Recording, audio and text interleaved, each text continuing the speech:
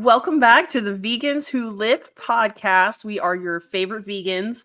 I am Brooke, otherwise known as Miss Meatless Muscle, and I am here with John Thomas, the bodybuilding vegan. What is up, John? What's up, dude? I know when I bring us in, sometimes I forget who I'm talking about, including myself. So I'll read our names on the screen. So I just want to say shout out to Sean. Thank you for doing that because Who sometimes am I'm I? halfway. Who am I? What am I doing today? Anyways, thank you. I'm doing good. I'm excited to talk about today. I think tons of value. We're going to talk about supplements because Lord knows if you're a vegan, you're like sick, dying, nearly dead. Maybe you're dead and still listening to this, and it's because you didn't take your B12. That's exactly what it is, because everybody knows vegans are deficient in every vitamin under the sun. Um, Love Gosh, that. there's probably somebody out there that thinks I'm dead serious. Oh And yeah. being I just sarcastic, but talked I just talked to a guy at the gym the other day. He wanted to talk to me because I had a Wolfpack backpack that somebody bought me for Christmas that has NPC competitor on it. So he started talking to me because he's also a competitor. And I somehow mentioned I was vegan or something. And he was like, "Oh, you're vegan? You must have to take a ton of supplements because you don't get anything that you need from your food." And I'm like, "Actually, no." actually the other way around. Right. And, Yeah. like, a lot of the there are some supplements, like, but very few supplements that really people need to take or else they might have some health issues, but I know you and we like supplements for optimization because we're trying to take our training and our health and our nutrition to the next level. So, if you guys listen to this and you're like, "Oh, that sounds like a lot," maybe it's not something that you want to invest in. You don't have to, but these are things that can really optimize your health and help your training, your performance, and take it to the next level. I love supplements. I mean, Yeah, dude, I'm trying to get fucking huge. I'm gonna take anything I can. Uh, but I think you hit a good point. Like, we start with the health ones. That whenever I list them out to a client, it's in order of most important to least important. So you know what's at the bottom that shocks some people? Pre-workout. It's oh kind of at yeah. the bottom of the list. I want you taking other things first because I care about your health more than I care about your gains. Sort of, Yes. mostly. I mean, most people come to me for the gain side. They're not coming like, "Hey, I want you to get me healthy," but like, can't get huge if you're not healthy, unless you're fat. Then we're not really applying to that. I'm talking about huge and healthy and muscular. Um, I make myself laugh. I hope I make somebody else laugh. Otherwise, this is just for Hopefully. me. Oh, um, yeah, I'm good to just dive on in if you want. We can kind of ping pong back and Yeah. forth. I'm Starting, sure we'll let's have some overlapping ones so we can just, adjust accordingly. let's start with health. I will kick us off because this is how I kick it off with everybody. If you're vegan or not, number one supplement that you probably need to take, I bet Brooke already knows, but vitamin D. Yep. Um, More people are deficient in vitamin D than probably any other vitamin on the planet. I've personally seen this with blood work from over 100 people, whether it's clients, friends, family members, vegans, not. If I've had guys that are like, "Dude, I know my D3 is fine. I work in the sun all day. I usually don't wear a shirt." Nope, still low, still below optimal. I actually just had someone. I'm not going to say names because this is like client information, but I can keep it um, vague. She came back in on the green scale, because most doctors just interpret your blood work as you're in the green or you're not. She tested at 31, and the reference range is 30 to 100. So technically, she's in the green, but we can do so much better than that. I try to get people around 60. I forget the digits, the numbers, but like on that reference range of 30 to 100, getting up to around mid 60s is like my version of ideal or optimal. So what that might look like for most of my women clients, I start them at 5,000 IU vitamin D3 per day. Men, I'll usually do about double, and then if they're willing, 3 to 6 months in, we'll pull bloods and see where they're at. Most people most people don't come back in the green on the reference range if they're not already supplementing. It's just vegan or not. That's what I've seen. Why D? Yeah, I should probably talk about why. Bone health, mental health, overall feelings of happiness and mental outlook on life. I think it even possibly plays more into brain health. But yeah, like it just for health. That's why we take vitamin D. So I've Yeah. ranted, but you feel free to add on top of that. Yeah, that 100% everything you just said, like that's one that you gotta have, guys. And yes, I would not just rely on, well, I spend X amount of time in the sun, because it's not really always about that. It's about how your body's converting it. Um, Mhm. and it's easy and it's actually one of the cheaper supplements. So yeah, buy it, take it, do it. Do it. Yeah. Um, yeah. A lot of people are like, I do spend plenty of time in the sun, but you absorb it less in the sun the darker your skin is. So if you're Yep. black, you're already screwed. And if you're super duper pale white, how long can you spend in the sun before you burn? Yep. So it's like for who either side of the argument, it's one that you kind of have to supplement with. I tell this to children, to adults, to elderly people, like everybody. Um, and then you know what, let's do this as well. Might as well plug ourselves. I work with True Nutrition. I'm sponsored by them. Brooke is sponsored by Veg. I'm now also working with Sun Warrior a little bit on the side for some things that I can't find elsewhere. So, like, if you guys need a link, message one of us, support us, use our code, save a little bit of money on your order. But, like, we're not doing this for them. I haven't even said which place to go get vitamin D from. But if you guys need help, reach out to us. We'll help you there. But vitamin D is my first one, top one. That's like if I was only allowed to take one supplement until I died, that'd probably be it because that'd keep me alive the longest. Brooke, number Good two. one. So since we're going in importance of health, I'm going to choose magnesium. And I know a lot of people automatically think sleep when they hear magnesium, which magnesium is very beneficial for sleep. But a lot of people don't realize that, fun fact, magnesium is actually involved in over 300 biochemical reactions in the body. So it is super, super important.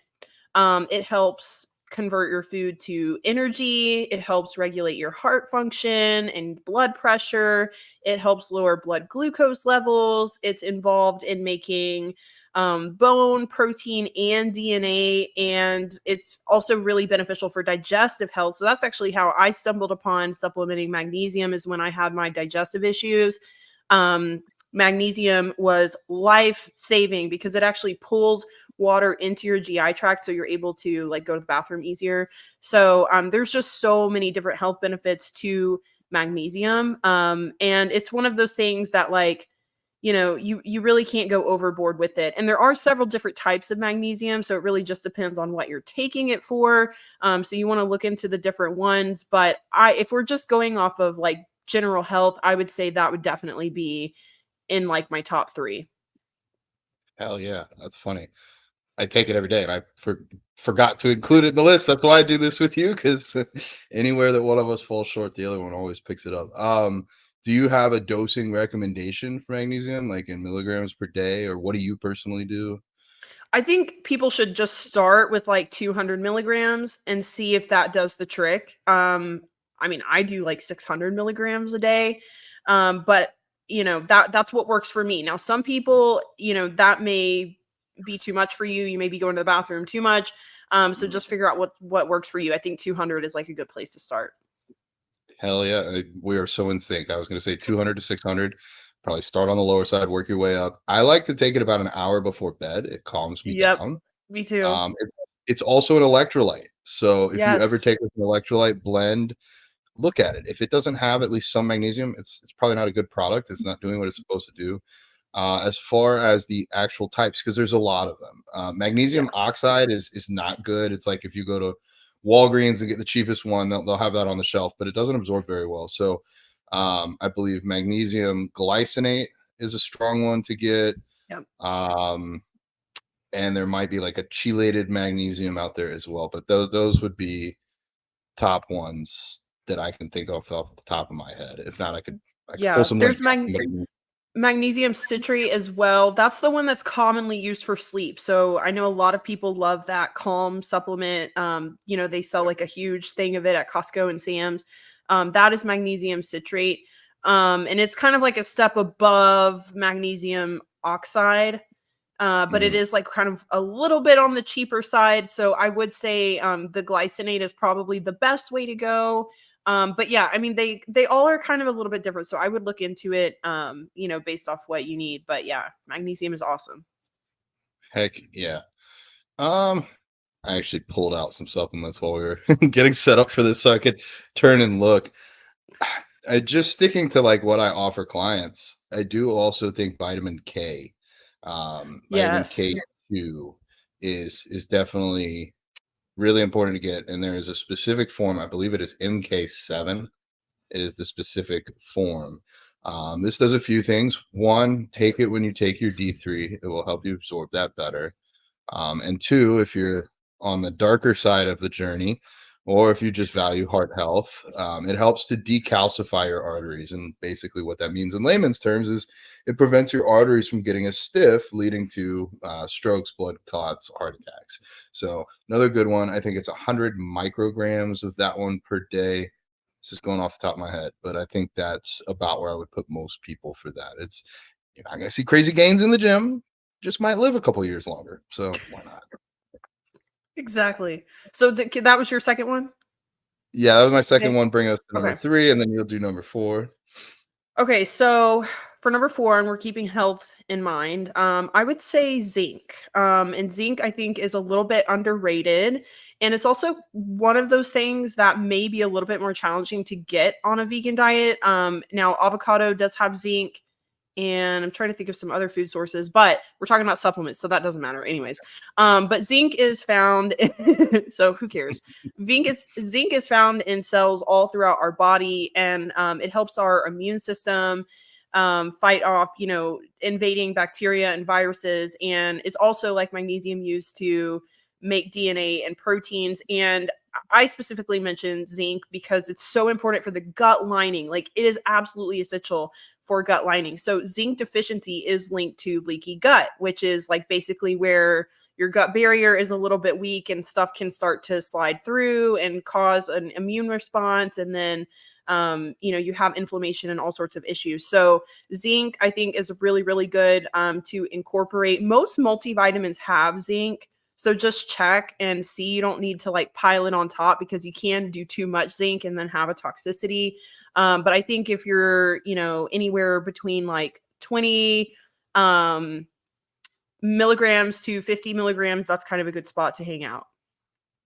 Man, in sync. I know I have no way of proving it, but I was going to say 20 to 50 a day is like where you want to be.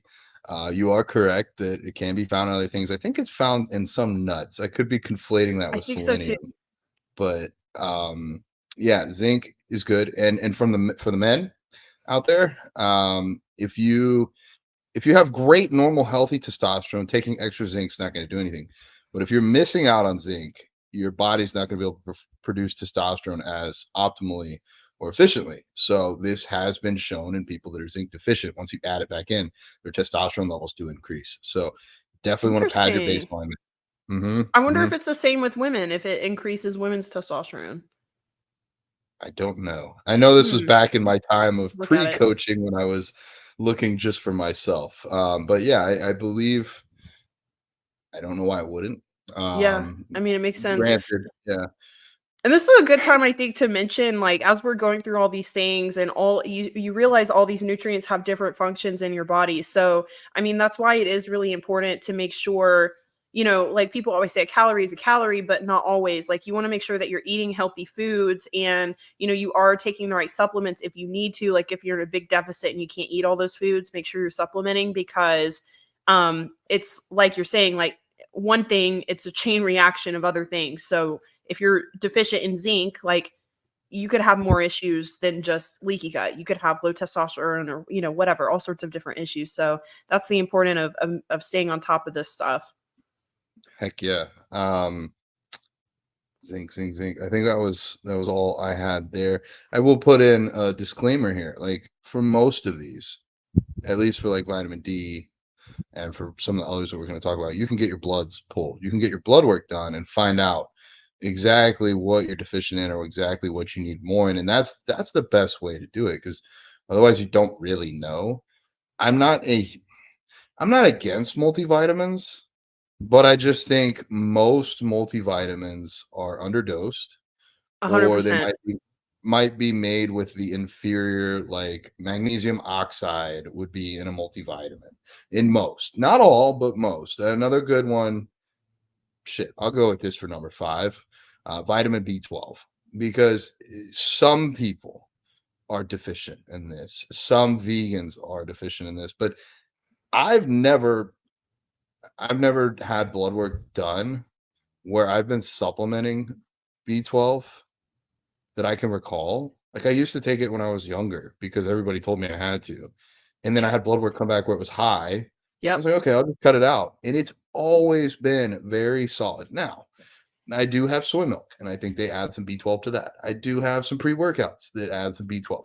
So I pick it up here and there, but I've never had to supplement with it directly. The whole reason I brought that up for number 5 was also back to your multivitamins. You can look and see what type of B12 they add. There's 2 common ones. There's a cyano, which means it's like from, I think, from algae. Cyanocobalamin, I believe is Yep. how you say it. That's basically what it looked like. And there's a methylated form, methylcobalamin. The methylated form is the more expensive, better absorbing, higher quality one. If you're going to take B12 by itself, make sure on the ingredients where it says vitamin B12, in parentheses, it'll say methylcobalamin. You want the methylated version. So if you're looking at your multivitamin, it doesn't even have the methylated version, probably got a cheap, crappy multivitamin. So for B12, I don't even know the dosing. It can go pretty high because it's Yeah. a water soluble vitamin, which basically means if your body gets too much, you'll pee it out. You might see some neon yellow in the toilet, but you're not in pain, you're not dying, you're not hurting yourself. Your body can't store too much of it. Whereas like vitamin D is fat soluble, so back to that, make sure you take your D and your K with fats, otherwise they won't absorb. But with B12, it's water soluble, so you can't get too much. I want to say 5,000 IU might be like a middle of the road dose, middle high. Um, I think that's a Probably high don't dose. But high dose. yeah, I mean, the thing is, like with the B12, I don't even supplement B12 either because it's just like, it's just in everything. Like, oh, there's so many foods that are fortified with B12 now. So it's so funny to me that people always think vegans are going to be deficient in B12. And it's like, it's in literally everything. Like you said, energy drinks, nutritional yeast is a great source of Oh, yeah. B12, you know, so like most of us are getting plenty of B12 where you don't have to take it every day. And like you, I was taking it every single day and mine came back too high. So I actually dropped mine and I just take it once a week and Yeah. we're fine. And really the only reason that meat eaters have B12 is because the animals supplement with B12. So that's how they're getting a secondary source of B12. So another huge misconception that people don't really know those like nitty-gritty details. Yeah, Brooke, I just want to stay natural. So I'm going to eat these steaks that are injected with hormones and their feed has B12 added to it. So I'm still getting my B12 from the meat. Me being sarcastic again. Yes, it's not natural to get your B12 from animals. It's just that they're eating feed on the feedlots that the feed is supplemented with B12. We all used to get it from the dirt and from the soil, but humans have been so great at destroying the world that there's no longer B12 in the soil. So we got to find it and make it other ways. Yeah. All right. So number 5 A was great B12. way, also just quick funny story. Like you said, it is water soluble, so you will pee it out and it actually makes your pee yellow, which I'm sure you probably know. So fun way if you need to pass a drug test Ah, is there's like this God, what was that stuff called? I think it was literally called like I don't know. It was like Jello or something, but it's basically stuff that you make jams. Do you know what or cello or something like that? It's stuff you make like jams and like jelly with at home. Like it's what uh-huh. makes the thickness. And anyways, you mix that with a Gatorade and you drink the whole thing 4 hours before your piss test. Take a vitamin B12 so your pee looks yellow, not clear like you've been diluting it, Mhm. and you should pass because I passed a drug test at LabCorp that way, even though I smoked the day before. Oh, good Lord. Our country. Yeah, you can't smoke weed because you're going to be a horrible person, but you can go drink and then do all sorts of horrible things. Right. Um, we need a whole separate podcast for that. Plant medicine. There's so much to be had from plants. Okay, reeling us back in because we are on a time crunch today. All right, B12 is 5. What do you got for 6? Anything else help? All right. I'll throw in L-glutamine for this one. You know, because L-glutamine can be a performance supplement, but also I think a health supplement. I had never taken L-glutamine until I had my digestive issues, and um L-glutamine is awesome for your gut lining. Again, like zinc, it is helps you rebuild and repair your gut, and it also promotes healthy gut flora.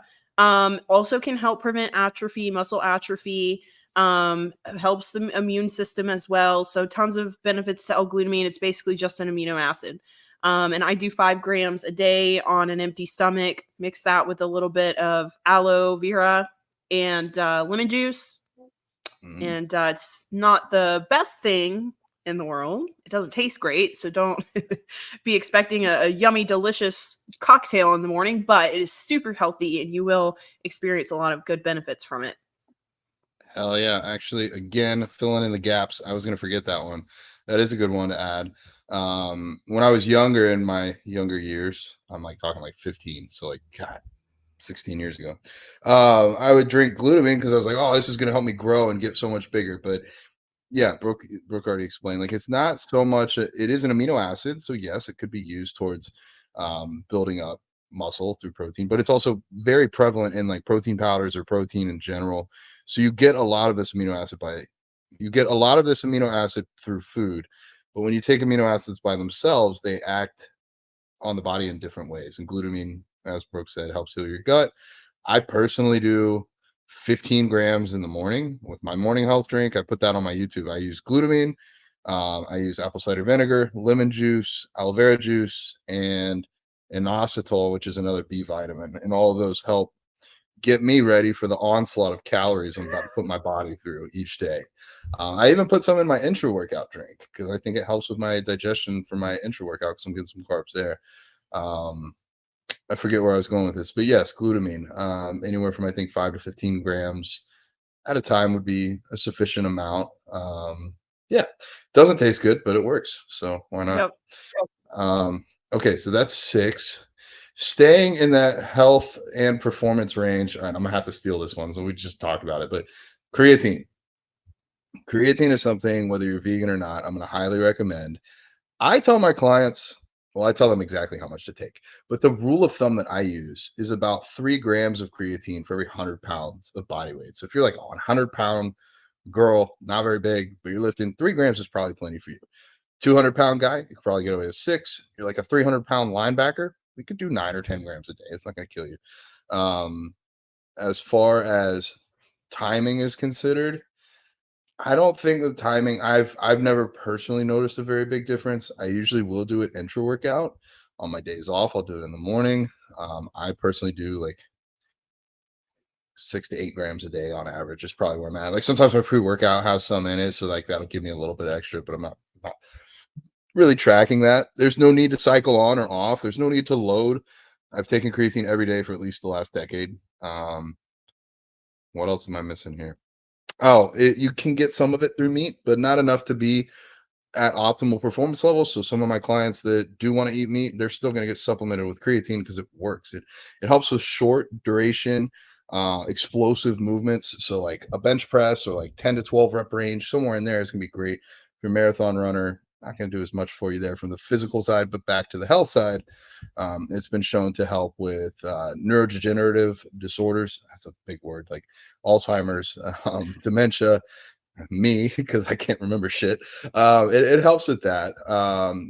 At least it's been shown to. I've even seen some recent studies saying that it may help with fat loss. That may be indirect. Maybe it helps you build more muscle, so it's easier to burn fat when you're in a deficit. But still, like all of these reasons, and it's dirt cheap. No reason not to take it. So I think that was 7. No, 6.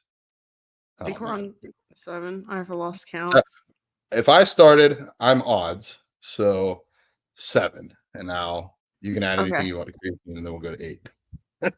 I think Uh, you pretty much covered creatine. I would say a lot of women worry about water retention. You know, that's the big say. Oh, I don't want to be bloated. Look, as long as you guys are getting enough water, then, and same thing with your kidneys. Like, as long as you guys are getting enough water, then you're fine. But yeah, like I had a client the other day put in her check-in that she was drinking like 32 ounces of water a day. And I'm like, that is certainly not enough. So yeah, if you are consuming creatine, you do need to make sure that you're getting enough water.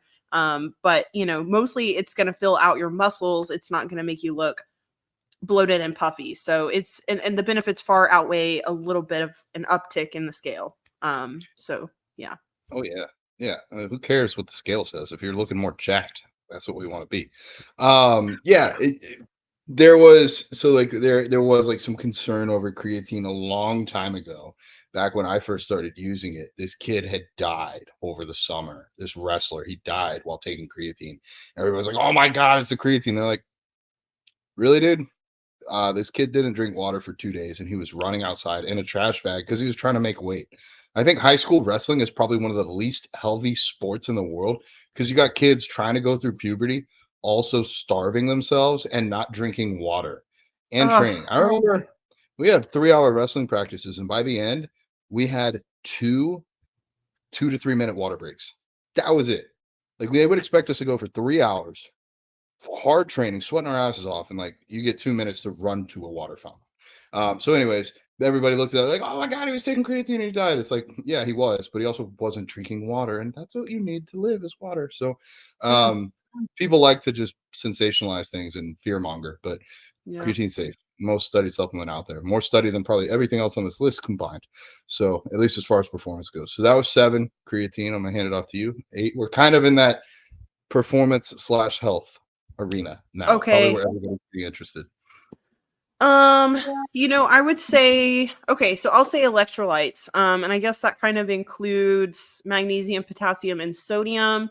But electrolytes are so, I think, underrated for a lot of people. And I know a lot of people get freaked out because of the sodium, right?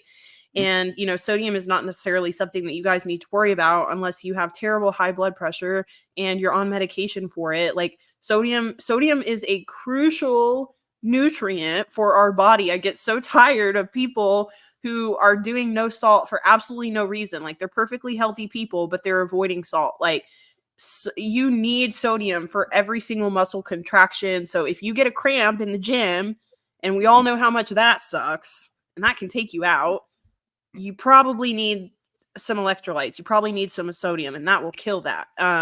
So I mean, you guys will notice a huge difference training with electrolytes versus not training with electrolytes. If you're an active individual, you're actively deplenishing. I think that's a word. I don't know if that's a word. I know replenishing is a word, so the opposite of oh boy, we Depleting?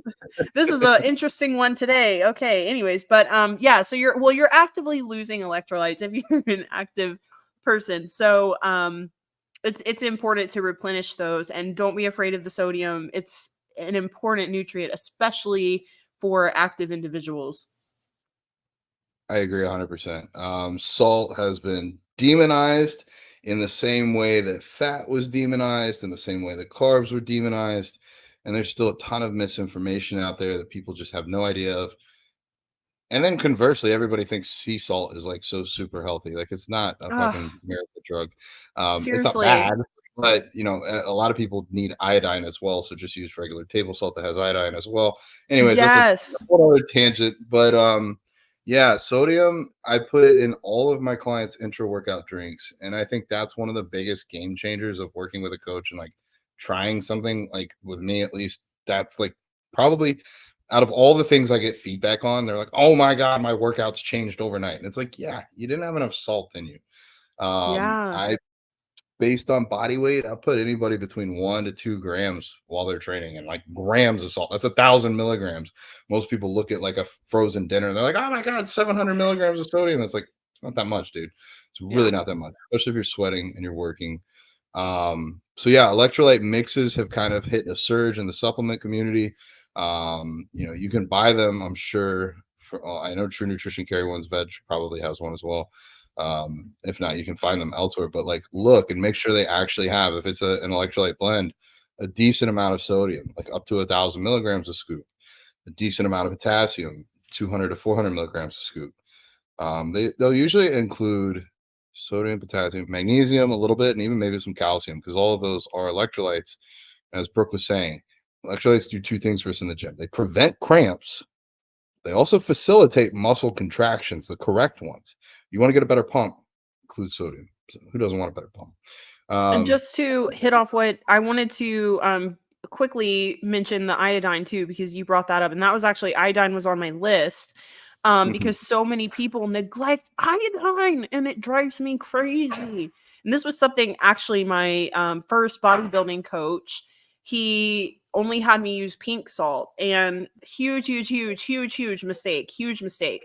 So and I see this all the time with women. So I have a client who has used nothing but pink Himalayan salt for probably 2 years, all sorts of thyroid issues. And that's exactly what happened to me. I had a ton of thyroid issues because I only used pink salt for God knows how long, over a year. So, yeah, like John said, iodine is so important. Like, I'm so tired of people demonizing table salt, like, and then they're missing out on an important nutrient. So again, it's like where I love social media. It is sometimes a wealth of knowledge, but it is also a wealth of BS out there, because it's just like, yes, I mean, there are certain concerns with having too much table salt, but iodine is so important and you will not have a healthy thyroid without it. And if you don't have a healthy thyroid, good luck losing weight. Yeah, it's funny how our government, in its um, infinite wisdom, was like, everybody needs salt. Everybody's going to eat salt every day. So we're just going to force manufacturers of salt to include iodine to make sure everybody's healthy and gets iodine. And then 50 years later, social media is like, salt is horrible. And all these campaigns against salt. And now we have these issues. So, like Brooke said, yeah, like sea salt's good for you. I have most of my clients use sea salt on all of their meals, but at least one meal per day has iodized salt. Then you'll have it. You can take iodine by itself as well. Either Yeah. works. For people that are concerned about their blood pressure, 99% of the population, if you have blood pressure issues, it is something you can fix yourself. It's either diet, lifestyle, or probably a combination of the two. If you genetically have high blood pressure, you may need to be more careful with the amount of salt that you use, but you probably know more than us about your own body at this point in time. For the 99%, unless you genetically have it, and I don't mean genetically like my whole family has it, but my whole family's fat, my whole family doesn't work out. I mean, it like runs linearly. You're, yeah, in shape, whatever, and still high, then that's different. But for the 99% listening to this, it's totally fine. All right, so that was electrolytes, Eight. sodium, iodine, 8, 9, still kind of in that performance slash health range.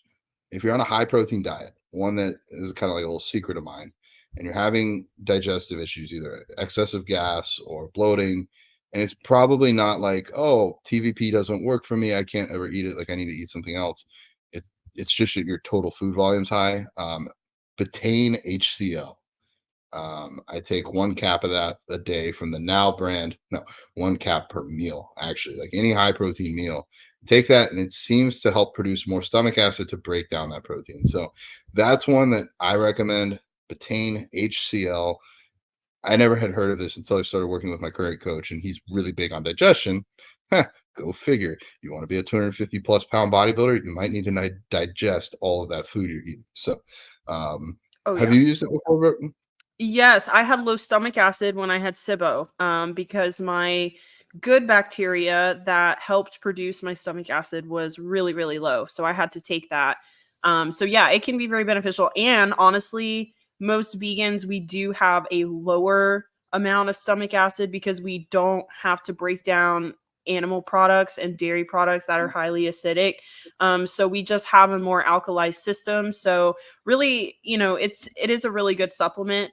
The only reason that you would want to like maybe stay away from it is if you have acid reflux or something like that, if you have too much of that going on, but that's a whole nother issue, and you Yeah. need to look into that because there's definitely, something's causing that.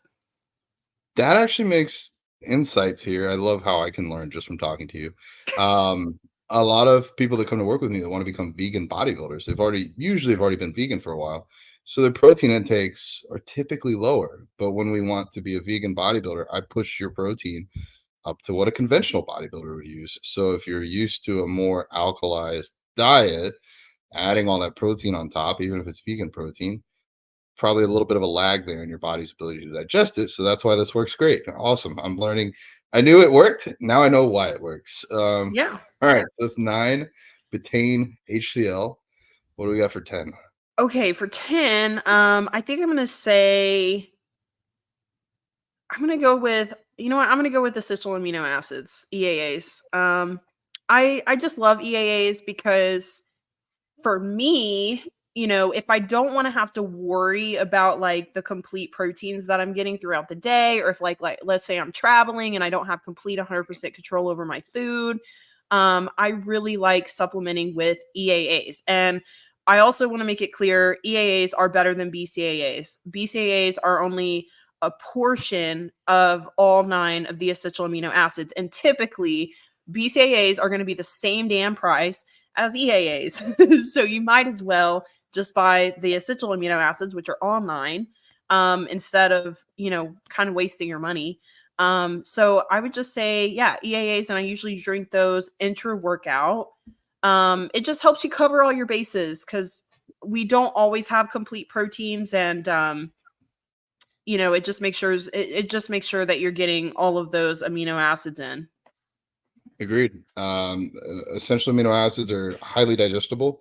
Like they're pretty much already broken down. Your body doesn't have to do any work to digest them. So while you're training, ideal time to take them. Otherwise, might as well just drink a protein shake, get all your amino Yeah. acids that way. However, I like to keep like a little baggie with me in my car, another one in my gym bag of just essential amino acids. Maybe, I don't know, this never happens, but let's say I forget my post workout shake and I'm going to go out and eat something that's not super high protein. I don't know, pretzels. Well, if I got my EAAs, there I go. I can still have a fully protein complete meal. Not that I'm super worried about the completeness of proteins throughout the individual meals in a day, but at that meal I'm covered, and it's super easy to bring that with me and just add it to my water. Yeah, and then yeah, BCAAs, don't get them. If you've got them already, use them up, but like you don't have to throw them away. But BCAAs, in the shortest, easiest way, they turn on muscle protein synthesis, or at least signal the body to do so.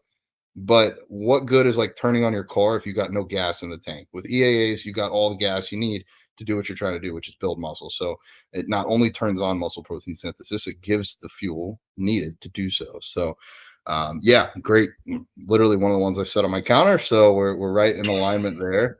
Yeah, and again, I think that's one of those things I just want to make sure for people it's not necessary. Like you don't have to have EAAs to build muscle and to be successful, in a fitness journey, but I think it kind of helps people who don't want to obsess over their food.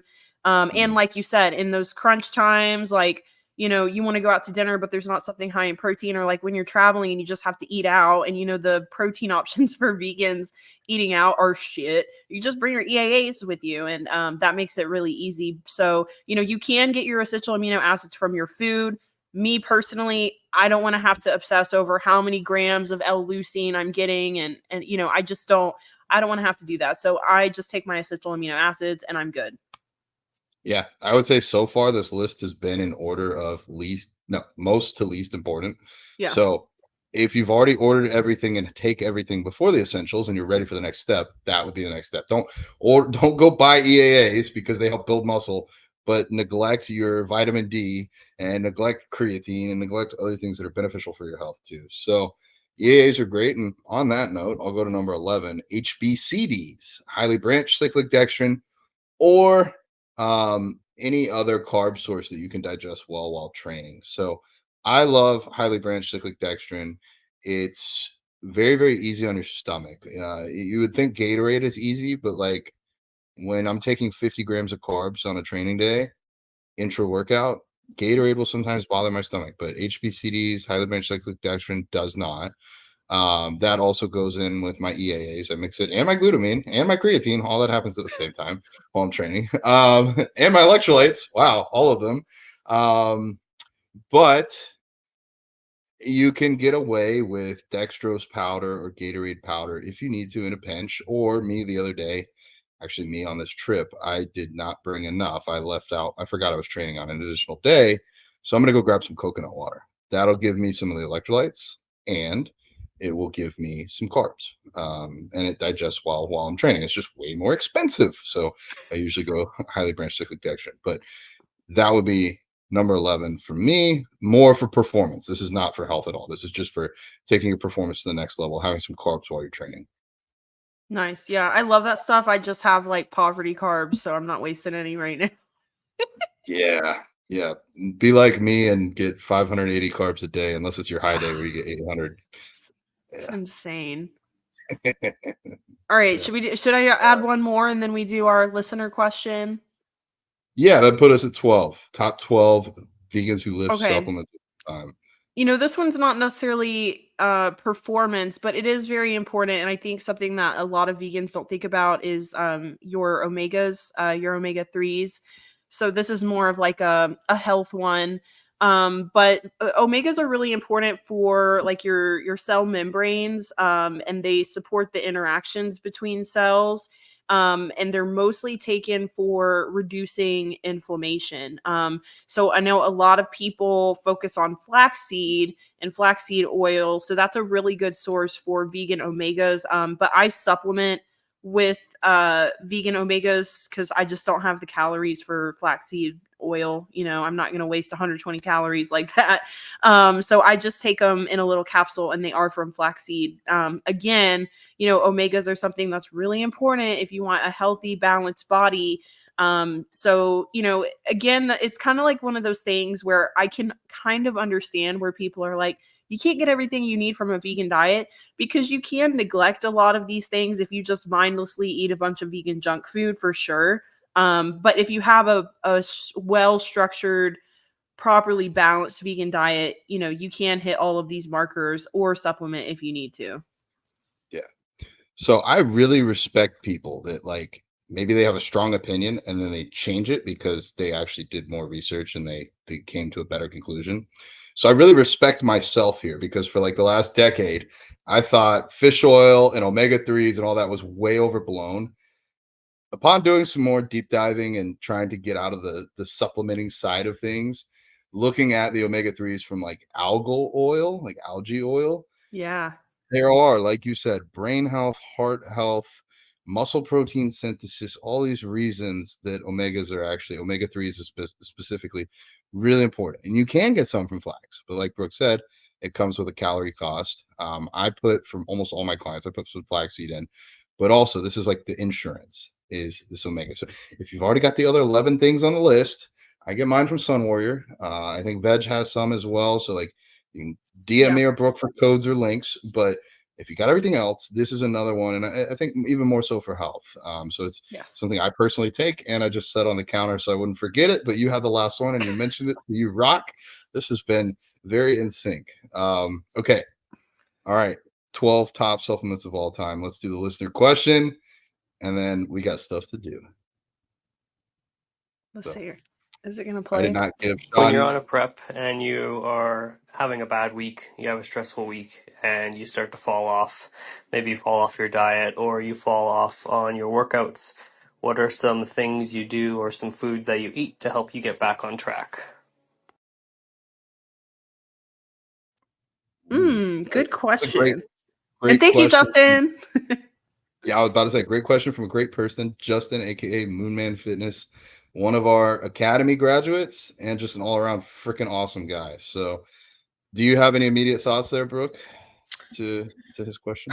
Immediate thoughts. I rarely mess up my training or my cardio or my activity or steps. I don't really deviate there, but I do sometimes struggle with food. So I did fuck up my diet this weekend, and I had too many rice cakes, which is not the worst thing in the world, but it has its repercussions. Honestly, I just own it. I just own it in my check-in. I have that layer of accountability there, and I tell my coach, hey, I had some extra rice cakes this weekend. I just caved, and I had to have a few. I was really hungry.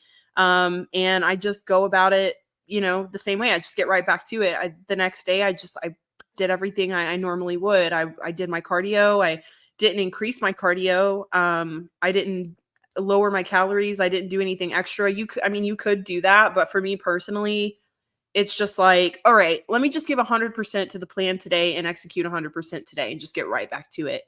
So yeah, I mean, that's really all I do. I just get right back to the plan. I agree 100%. This is where the psychological impact is as strong, if not stronger, than the physiological impact of the cheat. So for me, I'm like you.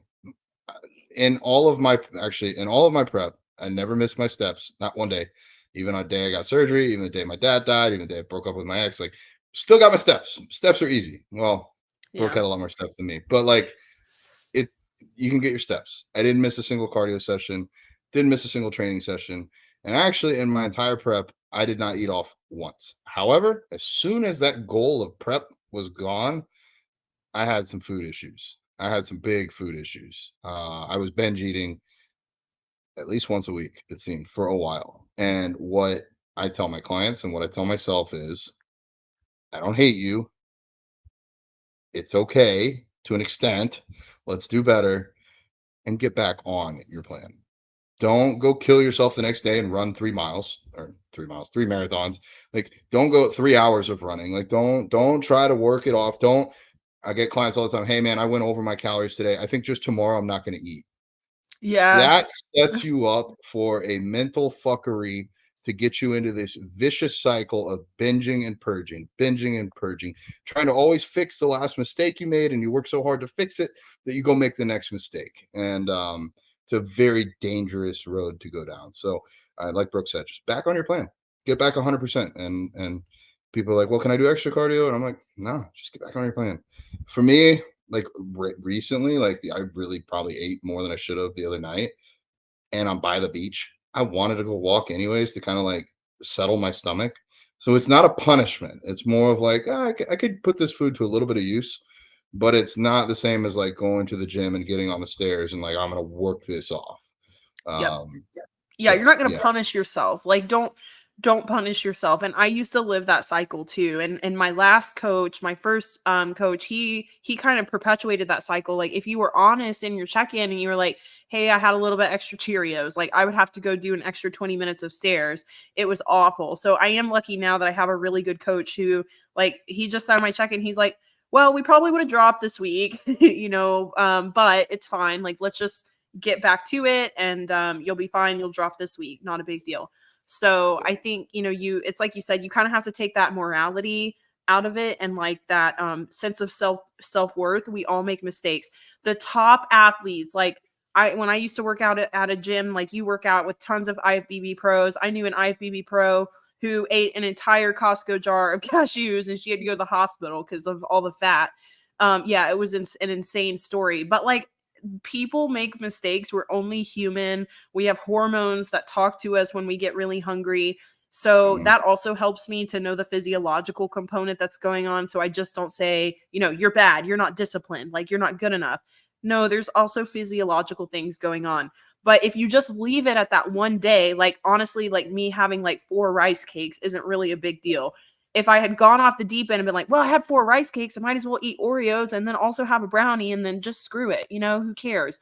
Then I would have been in a really bad spot. So just leave it in the past, move forward, get back to your plan and just, learn from it and do better.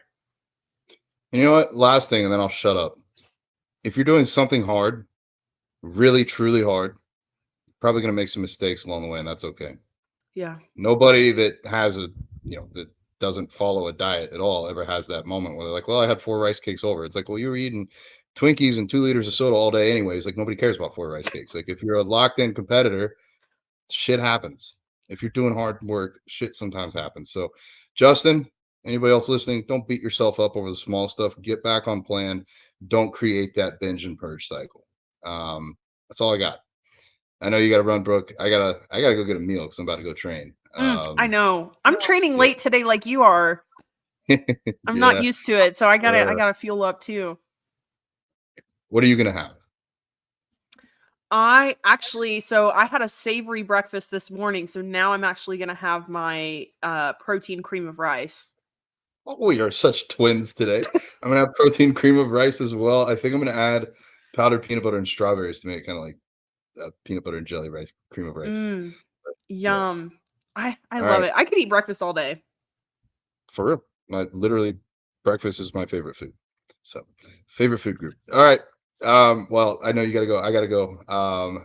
Thank you guys so much for watching. Justin, you rock, dude. Please, guys, send us your questions. We are here to answer them. We already got a few lined up. We might just do a whole episode about it, but we'd love to get some more. veganswholiftpodcast.com. Click the little button on there. It lets you record right on the website, and then we get to read it here. We love you guys. Thank you so much. Tune in to the next one. Send it to all your friends.